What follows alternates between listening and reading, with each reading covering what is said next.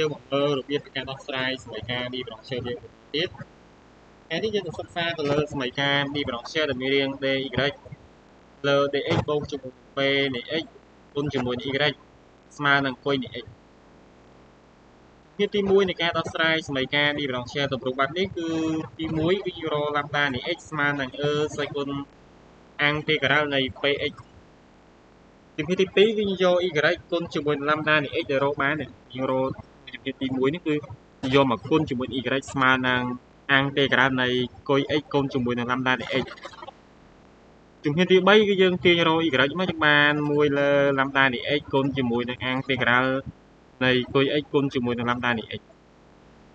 បាទគឺយើងទៅមើលលំហាត់អនុវត្តមួយដើម្បីឲ្យវាកាន់តែស៊ីជម្រៅ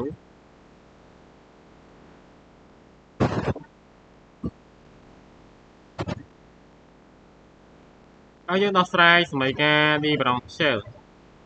ហ៊ានគឺឲ្យ dy លើ dx បូកជាមួយនឹង 2025 y ស្មើនឹង x ដោះស្រាយគឺយើងបានអីគេយើងបាន px យើងគឺស្មើនឹង 2025 គុយ x គឺស្មើនឹង x ជំហានទី1គឺយើងរក lambda នៃ x វាស្មើនឹងសេគុណអង្តិក្រាល 2025 dx ដោយសារតែអង្តិក្រាលដោយសារតែ px គឺស្មើនឹង 2025 ពេលដែលយើងគណនាទៅយើងបានអីគេគណនាទៅយើងបានសេគុណ 2025x ជំហានទី2គឺយើងយក y គុណជាមួយនឹង lambda នៃ x lambda នៃ x គឺស្មើនឹងសេគុណ 2025x វាស្មើនឹងអង្តិក្រាលនៃគុយយើងគឺ x គុណជាមួយនឹងគេគុណជាមួយនឹង lambda នៃ x lambda នៃ x គឺសេគុណ 2025x បន្ទាប់ពីបានមកប៉ុណ្្នឹងហើយយើងគណនាអង្តិក្រាលនេះបានអីគេ